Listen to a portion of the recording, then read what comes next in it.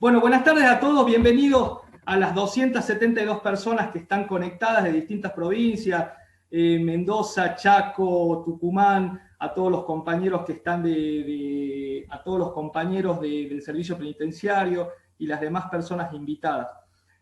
Antes de empezar con esta charla que me tocó a mí de Derecho y Pandemia, antes que nada quisiera comentarles de que la idea, más que todo, de estas charlas, de estas jornadas, de este ciclo de charlas, fue más que todo que cuando fue el cambio de la gobernación en el mes de diciembre del año pasado, las actuales autoridades nos habían pedido a las autoridades del servicio penitenciario dos palabras fundamentales, que es perfeccionamiento e innovación.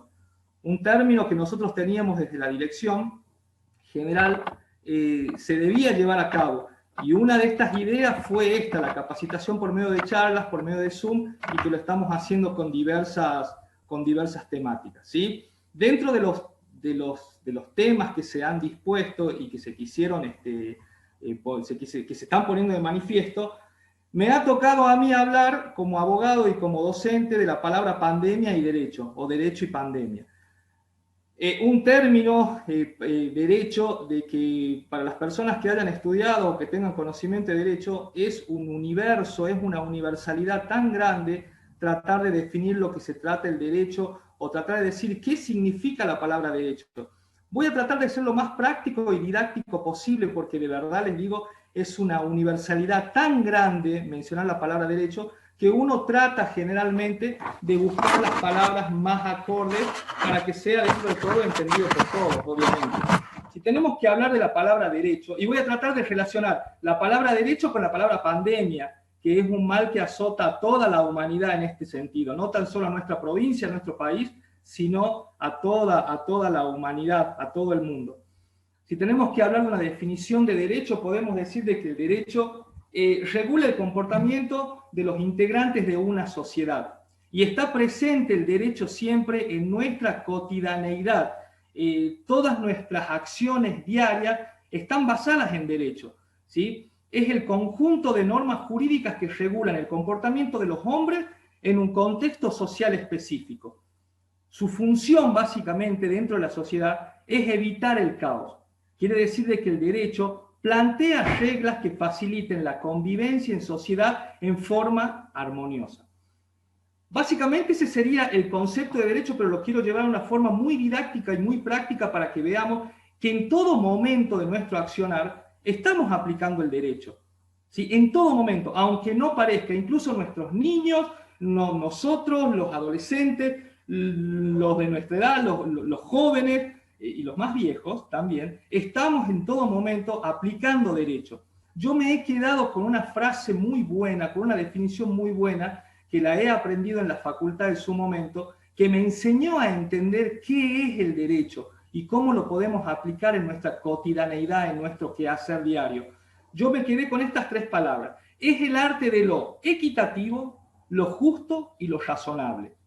Escuchen bien estas tres palabras: equitativo, justo y razonable. Estos tres preceptos, equidad, que algo sea justo y razonable, contienen los preceptos que nos enseñan a distinguir lo justo de lo que no es justo. ¿Para qué?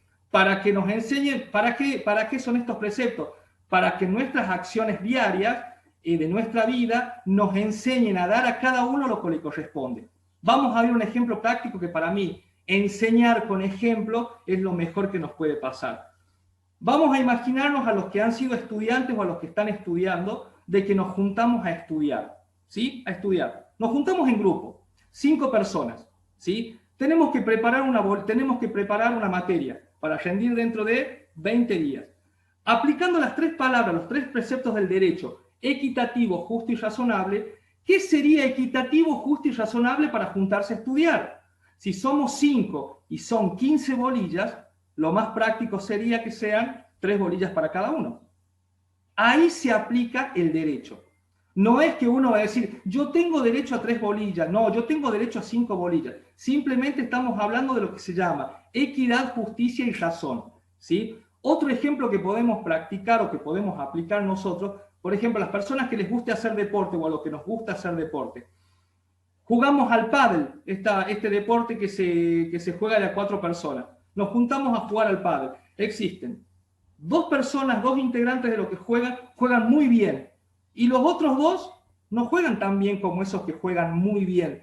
¿Qué sería lo equitativo, justo y razonable? De que juegue una pareja sea el que juega muy bien y la otra pareja que sea también el que juega muy bien y el otro no tanto. ¿Me entienden? Vamos a usar un ejemplo que lo podemos usar, que yo lo aplico básicamente con mis hijos. La pelea por el televisor. Que uno quiere ver dibujitos, el otro quiere jugar a la Play y yo quiero ver los partidos de fútbol. Vamos a aplicar los 3 conceptos de equitativo, justo y razonable. ¿Sí? ¿Qué sería lo equitativo? Decirle a uno, bueno, vos mirá los dibujitos que vos quieras ver hasta tal hora. Después sigue el más grande, jugar a la Play 3 horas y después sigo yo para ver el partido de esta noche que juega la selección argentina.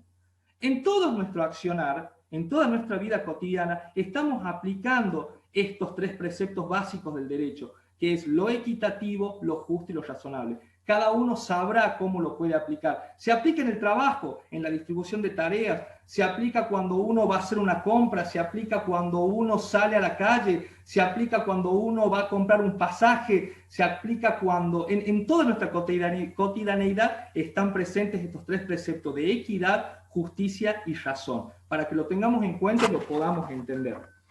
Si yo me tengo que empezar a expresar de lo que son las ramas del derecho, me vuelvo a encontrar con un nuevo sinfín, y créanme que es un sinfín para los abogados que estén presentes, y si hay algún fiscal o algún juez, es un mar tan grande de conceptos, está tan lleno de tecnicismo, que yo no sabría a cuál aplicar, a dónde aplicar básicamente cuáles son las ramas del derecho. Entonces, en estos días que estuve preparando esta clase, me he decidido a tratarles de explicar cuáles son las 3 principales ramas del derecho que debemos entenderla o que debemos entender cómo funciona nuestro sistema y nuestra vida en particular. Tenemos lo que es el derecho público, el derecho privado y el derecho social. Público, privado y social. El derecho público básicamente están todas las normas que rigen el interés del Estado, de la sociedad y de la organización de los organismos públicos. Y acá podemos encontrar al derecho constitucional, al derecho internacional público, al derecho penal, al derecho administrativo, que básicamente se encarga el Estado de velar por el interés del propio Estado. Es una función básicamente del Estado, el derecho público.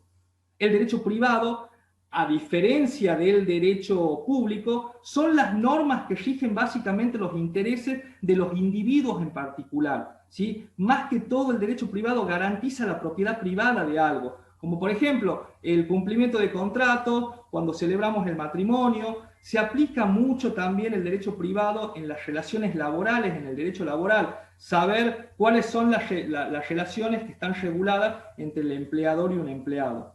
Y uno no más importante, que creo que es el más importante del Estado y que pertenece al derecho público, es el derecho social. El derecho social, su objetivo principalmente es corregir las desigualdades que existen en la sociedad. Las desigualdades que existen en la sociedad.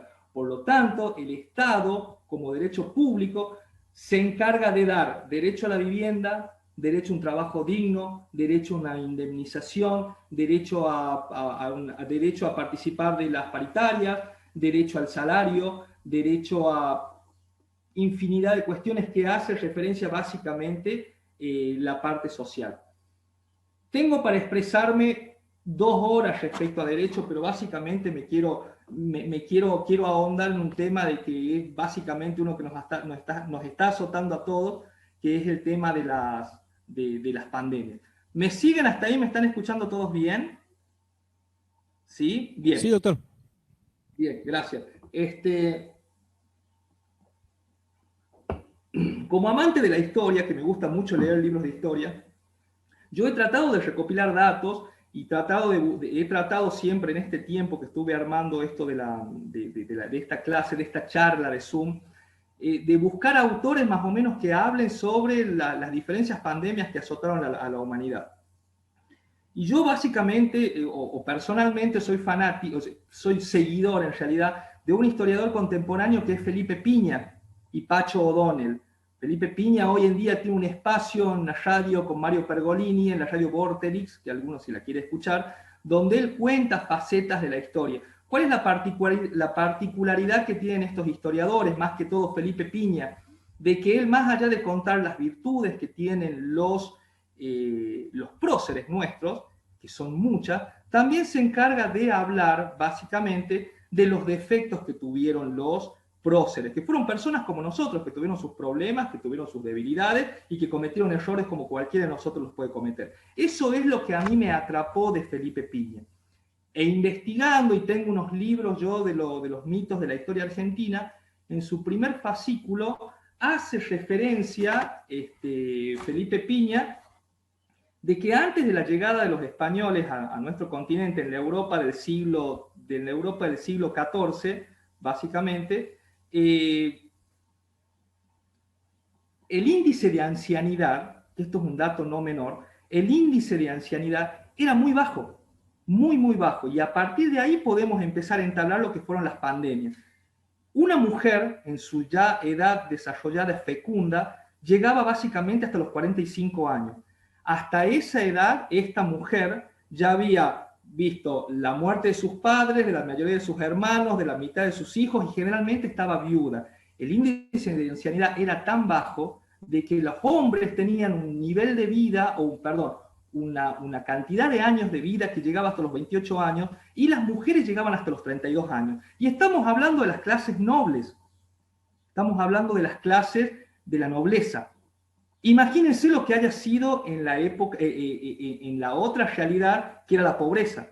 Hay tres contextos, por así decirlo, que fueron fundamentales en este desarrollo de pandemia para esa época.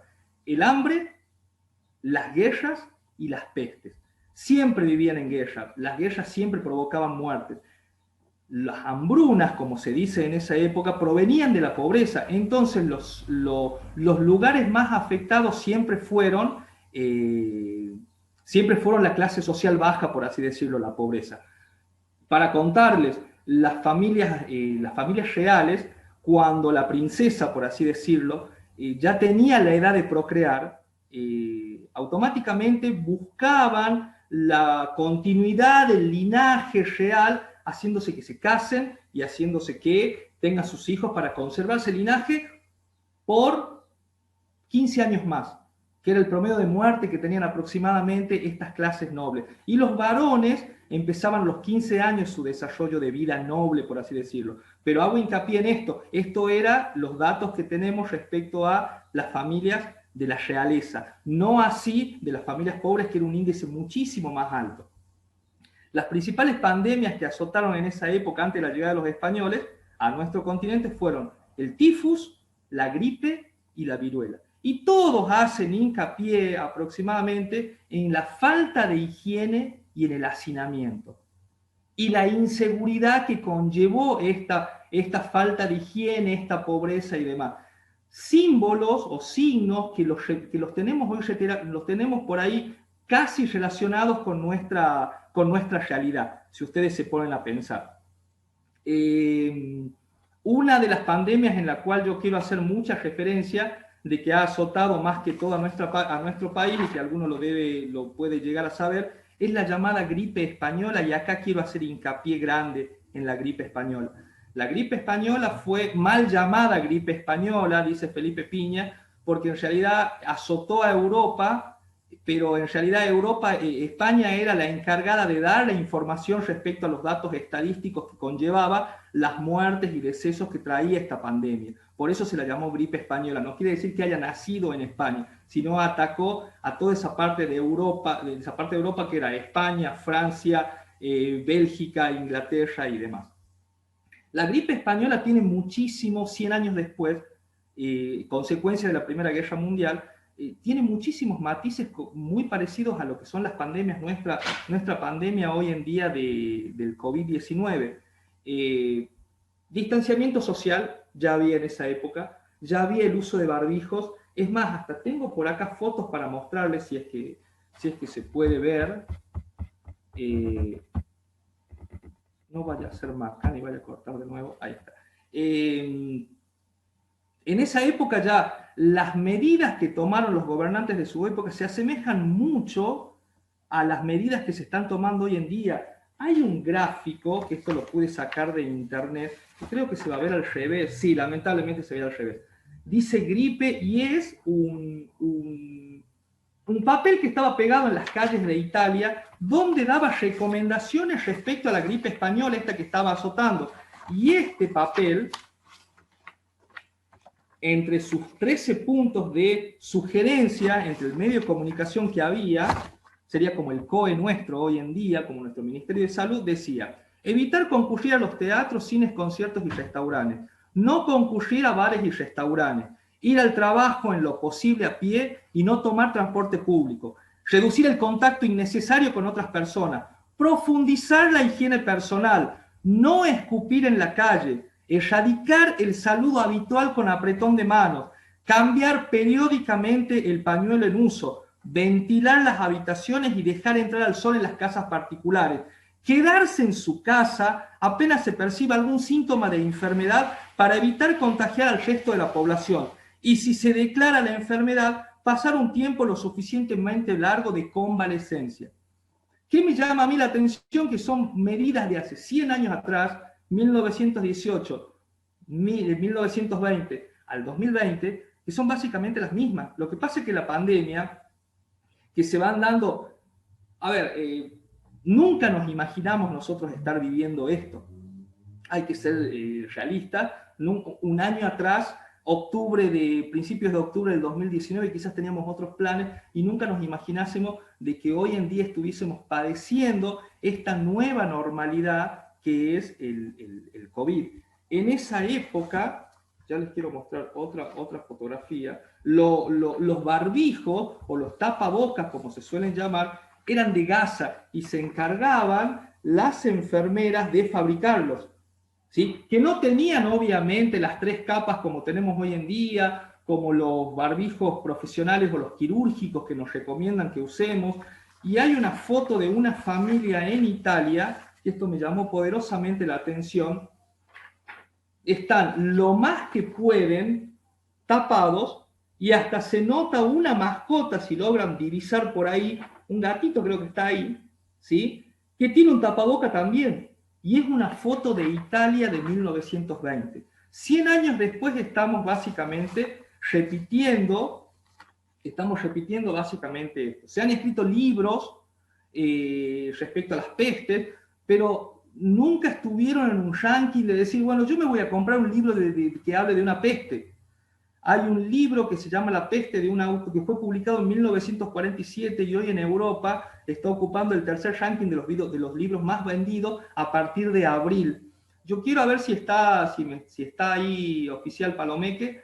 Es un pequeño, son 3 minutitos, un pequeño compacto de Mario Pergolini, que es un pequeño compacto del cuento de la peste, y quiero que presten muchísima atención a las medidas que se tomaban en el momento, al miedo de la gente, al temor que le causaba a la gente salir a las calles, y quiero que básicamente lo pueden escuchar. Cuando guste, oficial.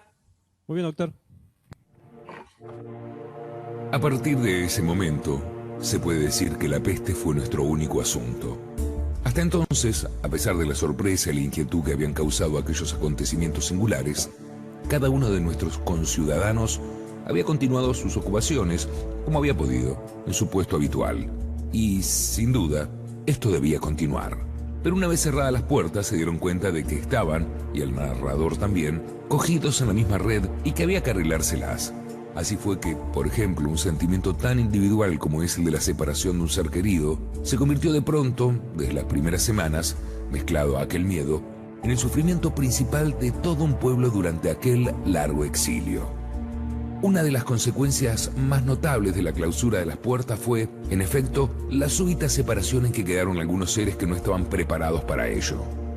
Madres e hijos, esposos, amantes que habían querido aceptar días antes una separación temporal, que se habían abrazado en la estación sin más que 2 o 3 recomendaciones, seguros de volverse a ver pocos días o pocas semanas más tarde, sumidos en la estúpida confianza humana, apenas distraídos por la partida de sus preocupaciones habituales, bueno, se vieron de pronto separados, sin recursos, impedidos de reunirse o de comunicarse, pues la clausura se había efectuado horas antes de publicarse la orden de la prefectura y, naturalmente, era imposible tomar en consideración los casos particulares.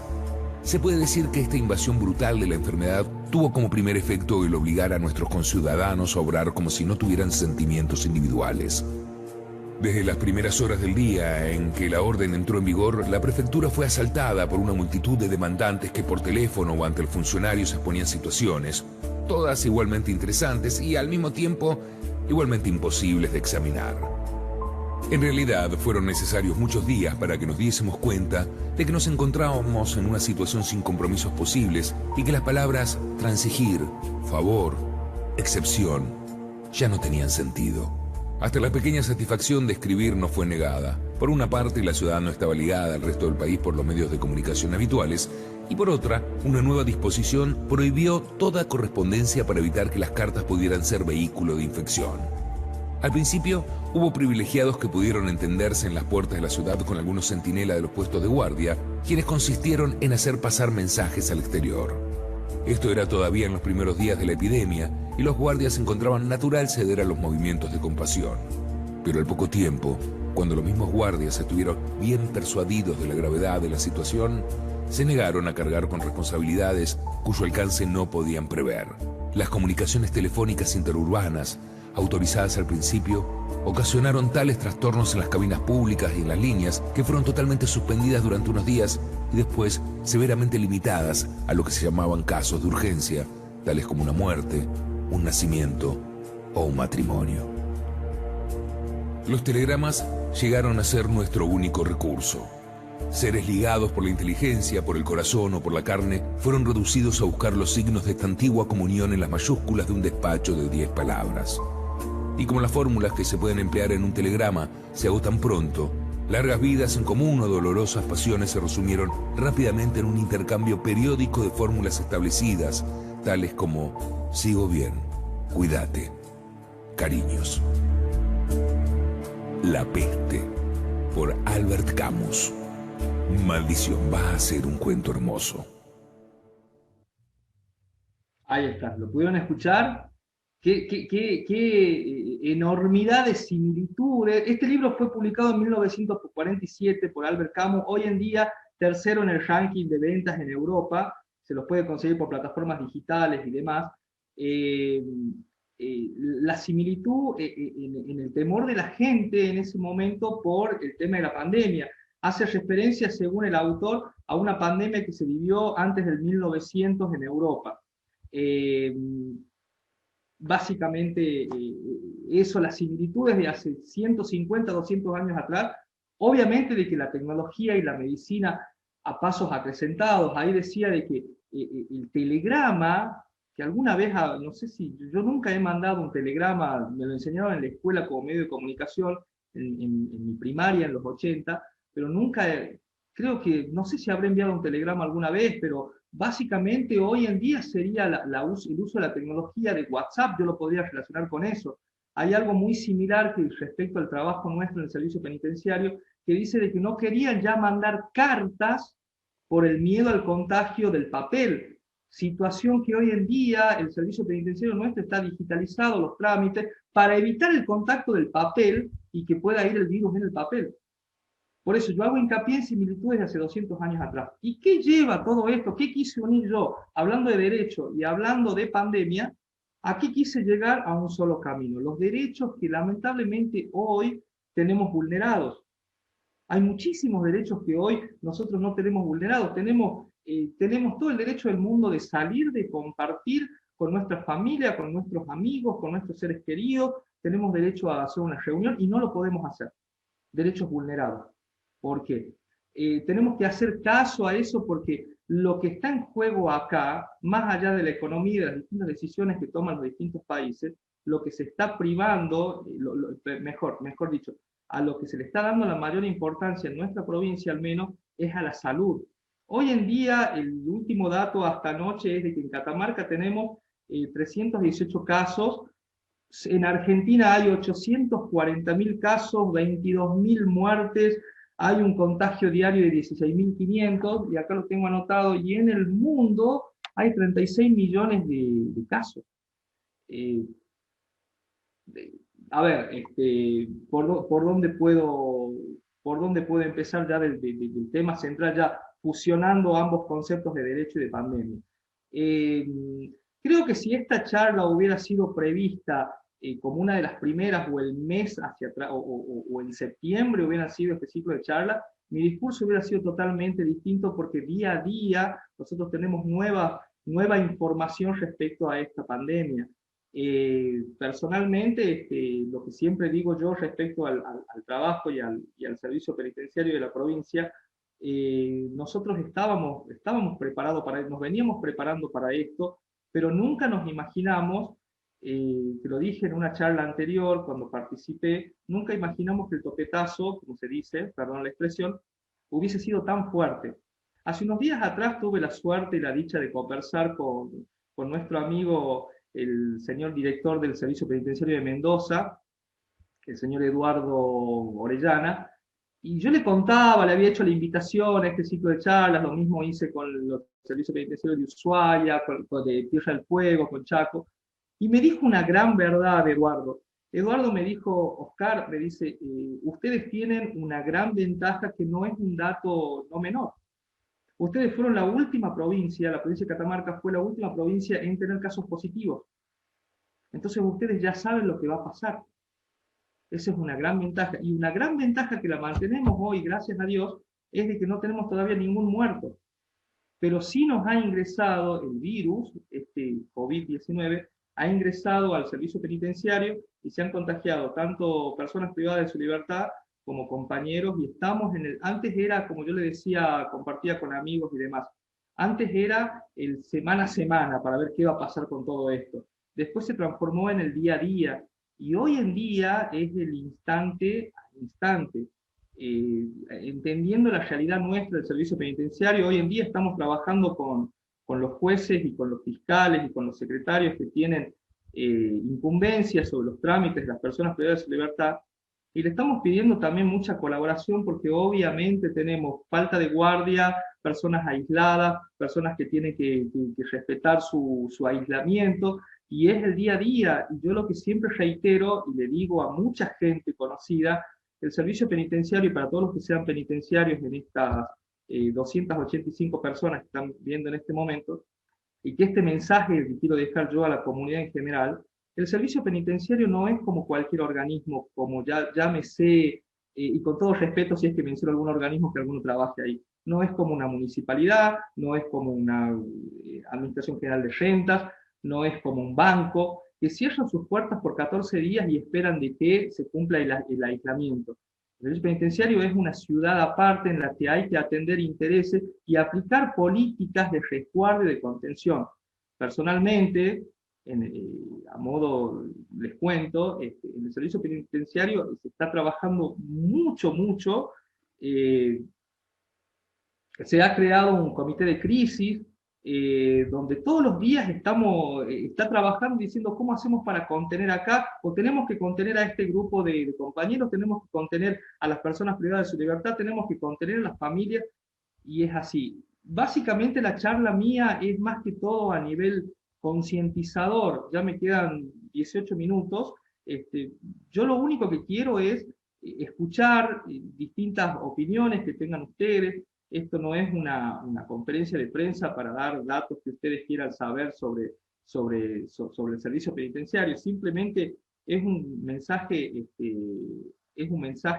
concientizador el que quise dar con esta charla, de que depende pura y exclusivamente de nosotros, tomando los recaudos que nosotros tenemos. Y como dijo, vuelvo a hacer hincapié en lo que me dijo el director de Mendoza, básicamente lo que prima acá es la salud. Porque no es que se pueda contagiar una persona privada de su libertad o se pueda contagiar un personal de guardia. Nos podemos contagiar todos.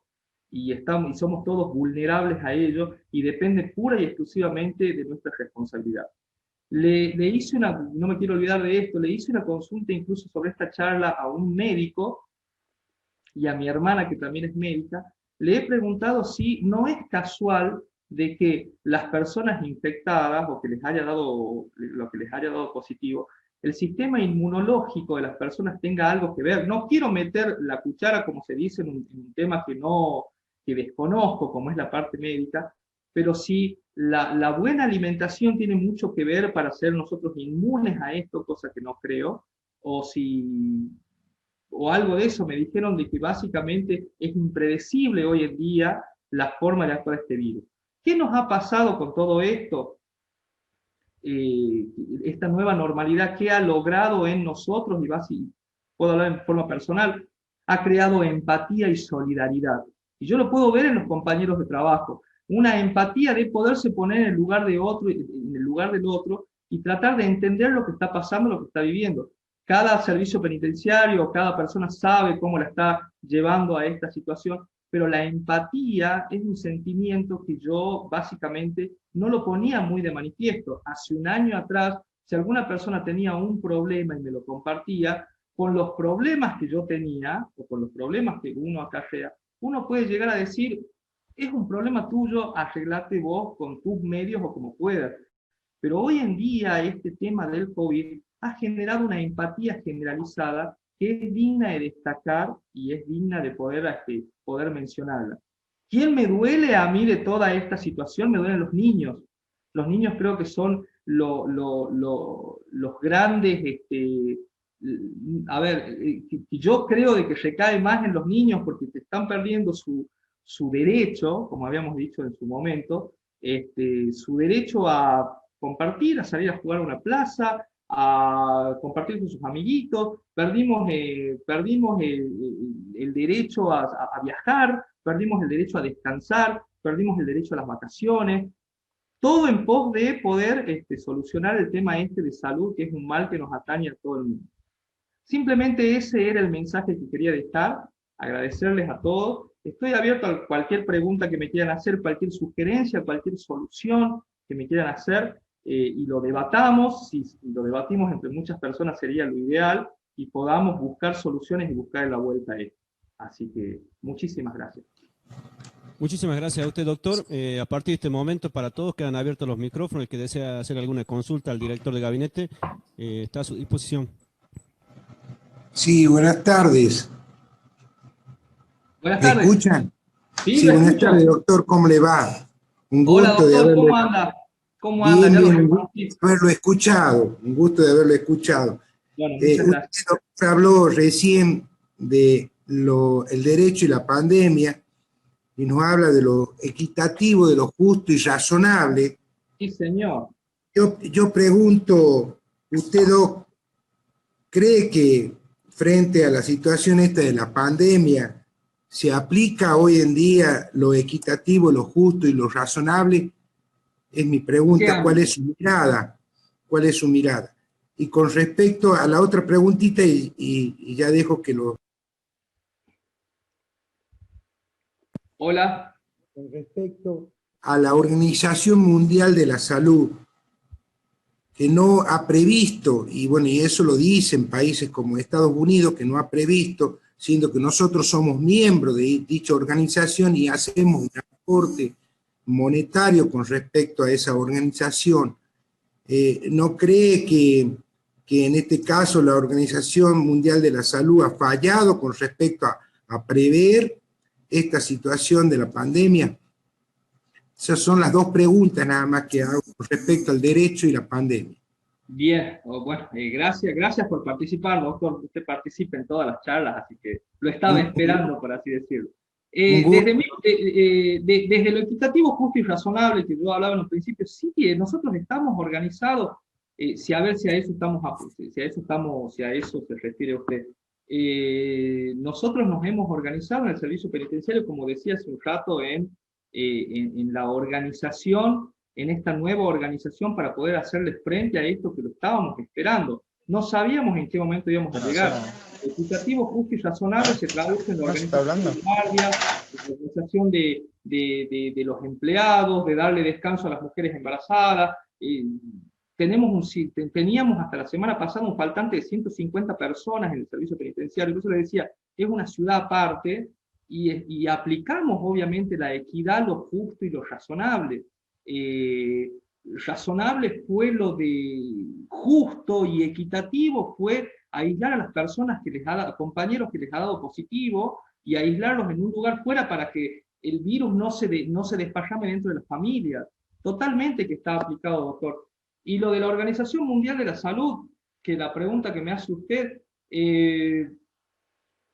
si ha fallado, no sé, pero que nos ha agarrado desprevenido, porque uno nunca se imaginaba un año atrás de que esta peste o de que esta pandemia nos iba a afectar de la forma que nos está afectando, en muchos sentidos. Yo creo que todas las pandemias se han cerrado en encontrar una cura, en poder erradicar la enfermedad o poder erradicar el problema.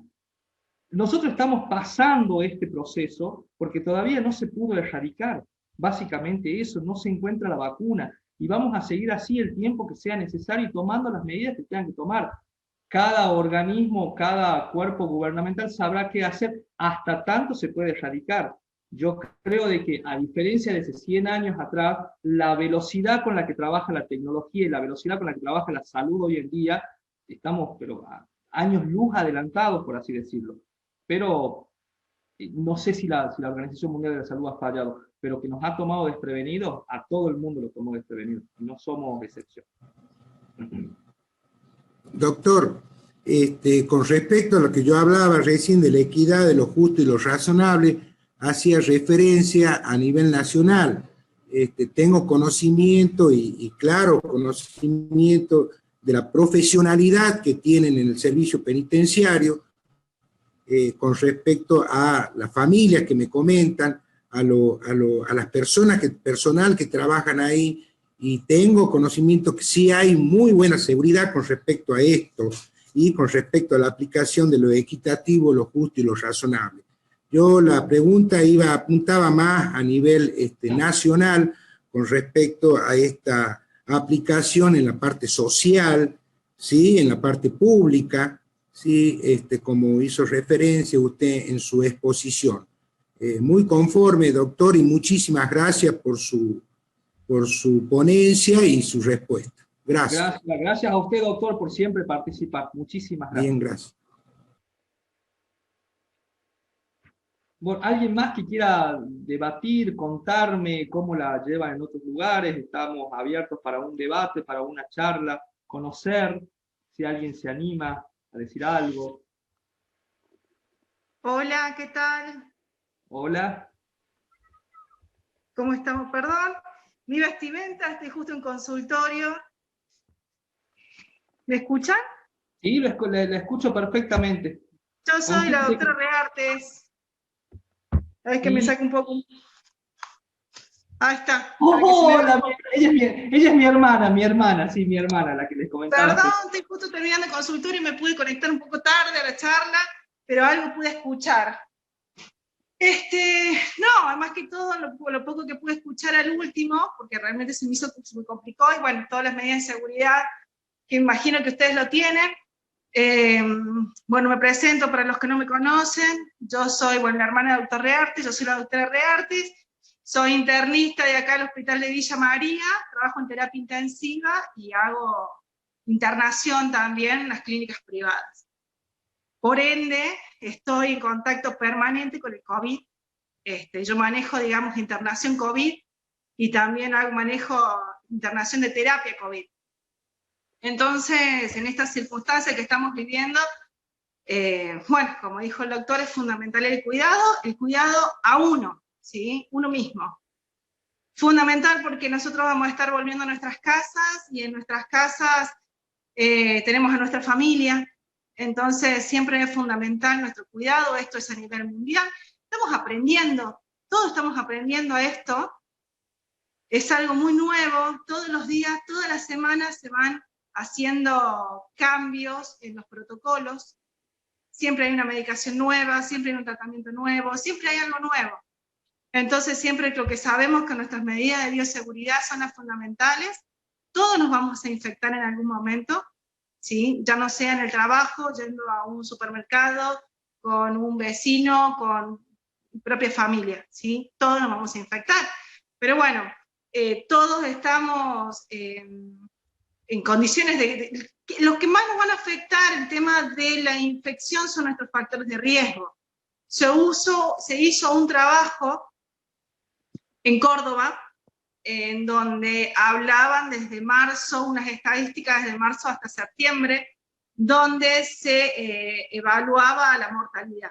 La mortalidad es poca, pero la mayoría afecta son los que tienen factores de riesgo. ¿Cuáles son? Más que todo diabetes, hipertensión, obesidad, ¿sí? Son los que más, los pacientes oncológicos, los pacientes mayores de 70 años, esos son los promedios que han llegado a la gravedad. Un promedio de afectación mayor es entre los 20 y los 40 años, ¿sí? Pero las complicaciones mayores son más de 70, digamos, con factor de mortalidad. Por ende, el cuidado es fundamental en todos nosotros, ¿sí? Más que todo, bueno, quería opinar un poco de eso, porque para que vean que no están solo en ciertos lugares, sino en forma mundial. Acá, lógicamente, tenemos muchísimos más casos que ustedes, y bueno, tratamos cada vez, nos infectamos, la parte de salud también nos infectamos. Yo estuve en aislamiento por contacto estrecho, por suerte soy negativa, pero bueno, me han hisopado 3 veces, ya tengo todo, cada 15 días me hacen serologías, estamos con todos los cuidados y hasta ahora venimos bien, bien. Así que bueno, más que todo extremar, aparte de toda la seguridad que se hace en todos lados, es el cuidado de uno mismo, ¿sí? Del uso del alcohol, del uso de las medidas de seguridad que se otorgan, y uno aprender, ya a esta altura, desde marzo hasta acá, ya todos llevamos, me parece que ya un aprendizaje de cómo manejar esto en el momento que llega. Entonces, bueno, tratar de cuidarse lo más que se pueda. Gracias, hermanita, por participar. Sí, tal cual, mi hermana siempre que tenemos la posibilidad de hablar con ella, tiene esas palabras tan duras, como digo, y tiene esa frialdad que le hace su propia profesión. Uno trata de ser más humano y decirle, no, ella siempre nos dice las cosas como son, y la verdad que eso también crea en todos nosotros una conciencia de economía. Así que gracias. ¿Alguien más que quiera decirme algo? ¿Opinar algo? Buenas tardes, no sé si me escuchan. Lo escucho. Jorge Ovejero, de la Asociación Siempre Diversidad Catamarca. Hola Jorge, ¿cómo le va? Bien, para comentarle, Oscar, bueno, el año pasado nosotros junto al Ministerio de Salud y la Facultad de Humanidades y la Dirección Provincial de Derechos Humanos hemos compartido con muchos de los que están ahora conectados un ciclo de formación en derechos humanos y diversidad sexual en contexto de encierro. Ajá. Y tenía como gracias por la invitación, y tenía como una consulta que me parece que entre todos y todas podemos desandarla, digo, entendiendo que el servicio penitenciario es una institución compleja, y partiendo desde esa complejidad, yo creo que hay algunos paradigmas que atraviesan la funcionalidad de los servicios penitenciarios. El paradigma del encierro o del aislamiento, y el paradigma también, el paradigma punitivista.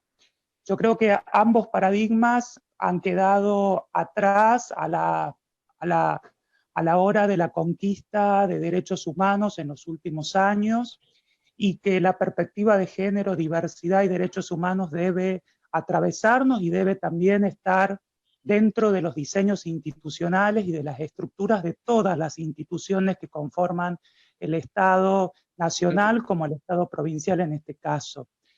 Y en base a esto, yo quería preguntarles si como servicio penitenciario han desarrollado algún protocolo de contingencia, cómo están trabajando con las personas privadas de su libertad, y además cuál es el protocolo vigente para resguardar a los profesionales del servicio penitenciario, porque como bien dijiste, Oscar, bueno, esto en parte nos agarró de sorpresa, pero en parte no, porque digo, desde marzo hasta octubre tuvimos como un tiempo de preparación y quisiéramos que vos nos cuentes en este tiempo de preparación y entendiendo esto que te decía, que es una institución compleja y parado desde los nuevos paradigmas, cuáles han sido las herramientas sobre las que están trabajando y efectivizándolas en este momento donde hay presencia de casos de COVID-19. Sobre todo para garantizar los derechos humanos tanto de las personas privadas o de las personas que han tenido conflicto con la ley penal, como también por parte de los profesionales del servicio penitenciario. Gracias. Bien, gracias Jorge. Se entendió perfectamente tu pregunta. Como les decía, nos venimos preparando para esto y se trabajó siempre en paralelo con el Ministerio de Educación con el Ministerio de Salud y con el COE provincial. Hoy en día, desde hace 2 semanas atrás, se ha implementado un sistema de núcleos o burbujas, como se dice, donde cada pabellón, por así decirlo, forma una familia, por así decirlo, ¿sí? Donde todas sus actividades se desarrollan dentro del patio interno de cada pabellón. Ningún pabellón tiene contacto con otro. Las personas que han sido detectadas como positivos están aisladas en el sector de escuela, donde se ha refaccionado ese lugar, y hay casos sospechosos que están en otro lugar aislados, en otro pabellón, y entre 2 pabellones, a ver si me ayudan, 9 Norte y Escuela, están las demás personas. Se trabaja con un sistema de cápsulas prácticamente, donde nadie tiene contacto con nadie, y una cápsula, o una burbuja, mejor dicho, de una guardia interna, donde hoy en día están trabajando el personal 10 días por 20 de descanso. Dentro de esos 20 días son 14 días de aislamiento obligatorio y un hisopado antes de retirarse a sus hogares. Básicamente se está trabajando así. Lo que yo les decía recién y que en alusión a tu pregunta, es que se está trabajando coordinadamente de forma muy práctica con los jueces que están entendiendo todo este proceso de las personas que están no sé si la palabra es así, en resguardo, en el mismo resguardo del servicio penitenciario. Pero eso es básicamente el protocolo que se está aplicando. Por recomendación del Ministerio de Salud, los 14 días se cumplen mañana, el primer día de aislamiento sobre las personas privadas de su libertad, pero lo vamos a extender 14 días más para que dé la vuelta, por así decirlo, el aislamiento, para ya contenerlo al virus y que desaparezca. Y dentro del personal, las medidas que se toman, por ejemplo, la medida que se tomó entre ayer y hoy, fue de que las personas salientes de la guardia, en la cual dieron positivo, están aisladas en un hotel céntrico, y el equipo que yo les comentaba, el comité de contención, este comité de crisis, que está conformado por psicólogos, asistentes sociales y médicos, que están en constante trabajo de contención y contención y contención y contención, porque hoy una vivencia, y esto ya es a modo personal, hoy una vivencia fue que el personal de la guardia saliente, entre los positivos y los negativos, hace 10 días que estaban sin poder ver a su familia, sin poder ver a sus hijos, sin poder ver a su madre o al núcleo familiar con lo que ellos tengan afuera del penal. Y tenían que salir y volver a no ver a su familia y tener que aislarse 14 días más por este tema del resultado positivo del hisopado de ayer. Entonces, la contención y este comité de crisis que está funcionando muy bien, está la idea más que todo, que se los cuento a todo el mundo, es, hay personas muy allegadas a mí que me preguntan, y acá hay jefes que estoy viendo acá en la pantalla, y ellos lo saben más que yo, incluso por la vasta experiencia. He tenido comentarios de amigos y de personas allegadas que me decían, ¿por qué vas a trabajar? ¿No tenés miedo de contagiarte?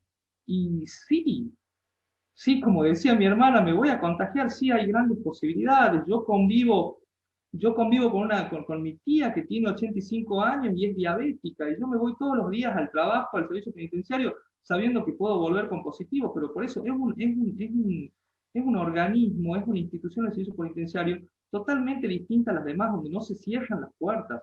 hay que seguir velando por la contención emocional de la vida que sigue dentro del servicio penitenciario.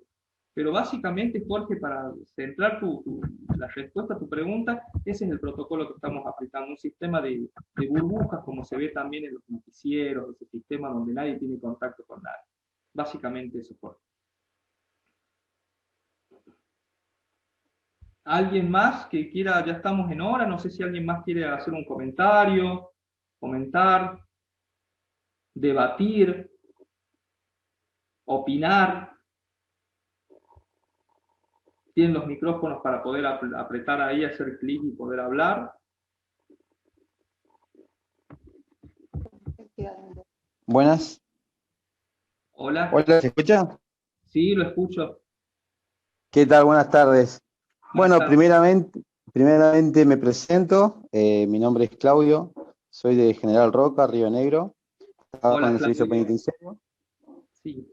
Por ahí, en primera instancia quiero, bueno, felicitar esta iniciativa, ¿no?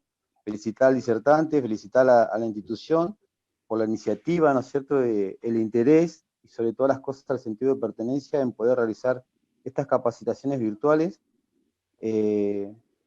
bueno, que conllevan enriquecer un poco más, ¿no es cierto?, lo que consiste el tratamiento penitenciario, lo que consiste el trabajo en el ámbito cerrado.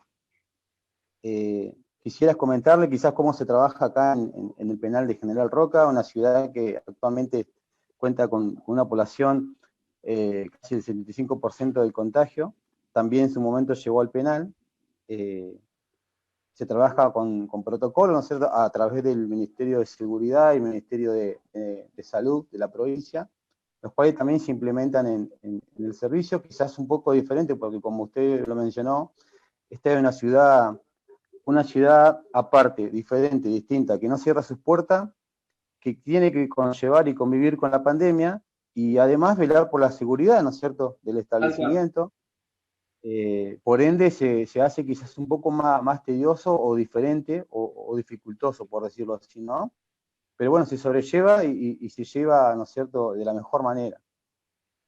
Con respecto al personal, por ahí hay protocolos nuevos que se van actualizando. Uno de ellos, por ejemplo, el personal ingresa de civil en una bolsa en la cual trae su uniforme.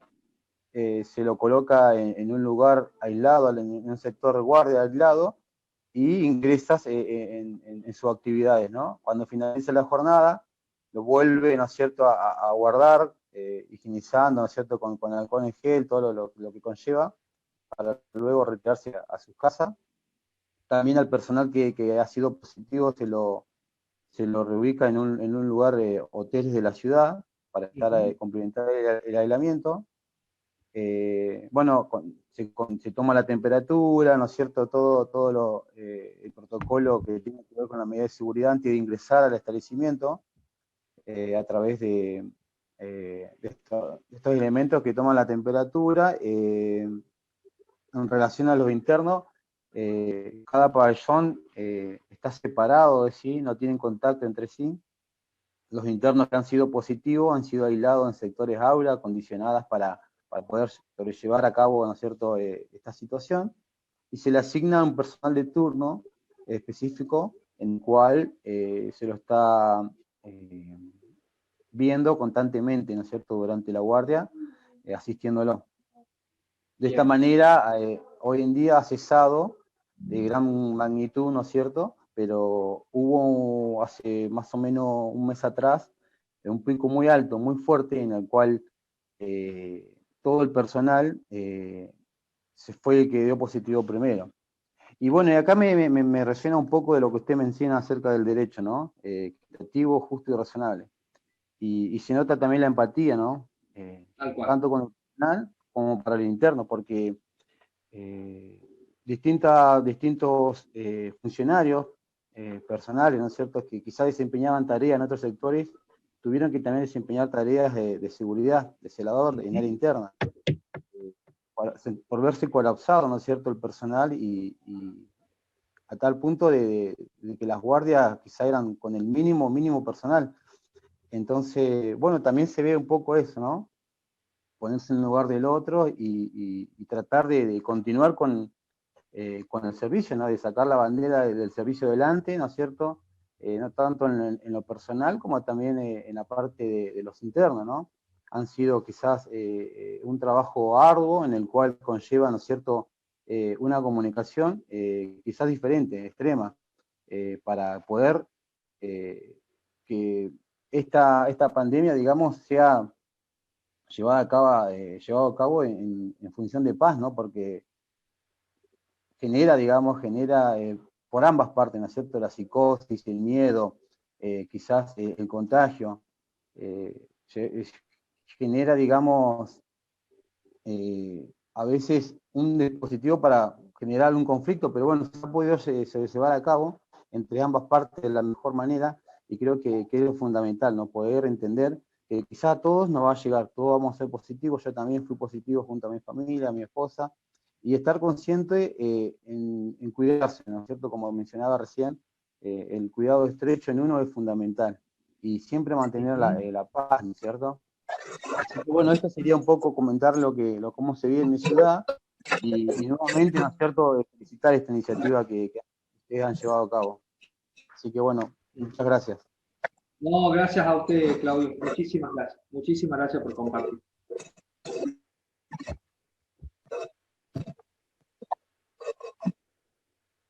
Así que, bueno, si nadie más tiene nada para decir, simplemente agradecerles a todas las personas que han participado. Este ciclo de charlas continúa durante todo el mes de octubre, como nos va a anunciar ahora, como lo anunció el oficial, que es el presentador de cada una de estas ponencias. Agradecerles a todos, y básicamente lo de hoy era una charla a nivel concientizador. Esto ya va a pasar, como todas las pandemias, como había mencionado, cuando se erradica la enfermedad, y hay que seguir luchando contra esto, y es más que valedero el cuidado básicamente personal. Así que les agradezco a todos por su participación, por su silencio, por su atención, y estoy a disposición de ustedes para lo que necesiten. Gracias y buenas tardes. Muchísimas gracias, doctor, por su participación. En nombre de la Dirección del Servicio Penitenciario de Catamarca, le damos las muchísimas gracias. Y a todos los que nos acompañaron, nuestros colegas de las provincias de Tierra del Fuego, de Mendoza, de Chaco, de Jujuy, de Buenos Aires, de Río Negro, a todos, a cada uno de todos, al resto de los participantes, muchísimas gracias por el respeto y la participación que han tenido. Como les decía hace unos minutos, los invito para el próximo lunes 12, vamos a tratar el tema seguridad y derechos humanos. La disertación va a estar a cargo del alcaide, el licenciado Franco Raúl Sosa, ¿sí? Están todos invitados y van a ser subidos los links por las plataformas oficiales del Servicio Penitenciario. A todos, muchísimas gracias y a cuidarse, ¿sí?